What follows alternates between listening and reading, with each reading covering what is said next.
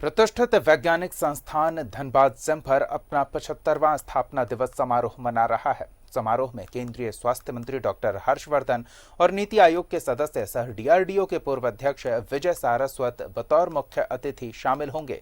संस्थान के निदेशक से इस वर्षगांठ के अवसर पर बात की हमारे सहयोगी अभिषेक ने। का 75वीं वर्षगांठ है। 75 साल का जो सफर है वो इतना बड़ा है और वे धनबाद के सिम्फर के वैज्ञानिकों ने अब तक मीलों दूरी तय किया है। अनुसंधान के क्षेत्र में कई बड़े कार्य किए हैं और सिम्फर आगे कौन कौन से प्रोजेक्ट पे काम कर रहे हैं, पूरे बातचीत के लिए हम सिम्फर के जो निदेशक हैं डॉक्टर पीके सिंह, उनसे बातचीत करते हैं। सर, सबसे पहले तो बधाई, 75 साल एक बड़ा सफर आप लोगों ने पूरा किया। जी।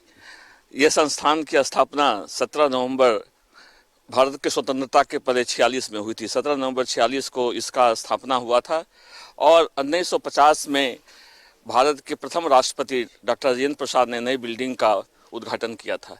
वो बहुत ही ऐसा क्षण था जिसमें भारत के जितने वैज्ञानिक थे, भारत के भूतपूर्व प्रधानमंत्री पंडित जवाहरलाल नेहरू, सीवी रमन साहब, Nobel laureate CV Raman, Meghnath Saha, सारे लोग धनबाद में आए हुए थे। भाभा जी भी आए थे। भाभा जी भी आए हुए थे। ये सोचिए कि उस समय धनबाद कितना महत्वपूर्ण था।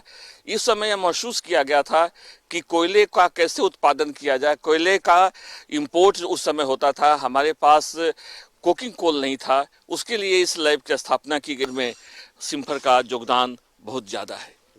तो सिम्फर के जो वैज्ञानिक हैं लगातार उपलब्धियों हासिल कर रहे हैं और पिछले कई बार मैंने देखा है कि आप लोगों ने औद्योगिक पुरस्कार भी लगातार मिल रही है। यह जान करके आपको खुशी होगी कि यह संस्थान आत्मनिर्भर है। इस संस्थान को भारत सरकार से एक भी पैसे की जरूरत नहीं है। 3 टेक्नोलॉजी हम राष्ट्र को समर्पित करने जा रहे हैं। इंडिजिनस कोल जो भारत का कोयला है उसमें हाई ऐश है। हमने एक टेक्नोलॉजी डेवलप की है कि 50% तक जहां पर ऐश है कोयले का, उसको हम सीन गैस में कन्वर्ट करेंगे और वो सीन गैस को फिर हम इथेनॉल में बनाएंगे। ये पहली टेक्नोलॉजी है। दूसरी टेक्नोलॉजी है कि जो हाई ऐश कोल है उसको हम स्टैम्प चार्जिंग के द्वारा मेटलर्जिकल कोल में कन्वर्ट कर देंगे। तो जो हमारा 50-52 मिलियन टन कोयला कोकिंग कोल इंपोर्ट होता है, कम से कम 10 से 12 मिलियन टन कोयला भारत में ही भारत सिम्फर की टेक्नोलॉजी से कोकिंग कोल में कन्वर्ट हो जाएगा।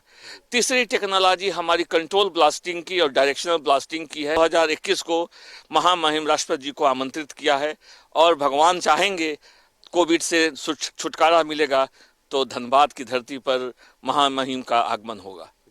तो ये थे डॉक्टर पीके सिंह जिनकी बात आपने सुना और इससे तो साफ पता चल ही गया होगा कि इस वक्त में सिम्फर का राष्ट्र में क्या योगदान है। और यदि इन सारे सिलसिला को अगर एक एक करके हम गिनाते रहेंगे तो ये संख्या और इतनी ज़्यादा है कि बताना काफ़ी मुश्किल होगा। फिर भी ये कह सकते हैं कि 75 साल का यह सफ़र बड़ी जो है धनबाद के सिम्फर के अगर पूरी इतिहास में कहें तो ये बड़ा खुशनुमा सफ़र है और इस सफ़र में देश को बहुत कुछ मिला है सिम्फर से और आगे भी उम्मीद है कि इसके जो प्रोजेक्ट हैं, इनोवेशन है, वो इसी तरह से देश के राष्ट्र के काम आता रहेगा। कैमरामैन निकुंज के साथ अभिषेक कुमार, न्यूज़ 11 भारत, धनबाद।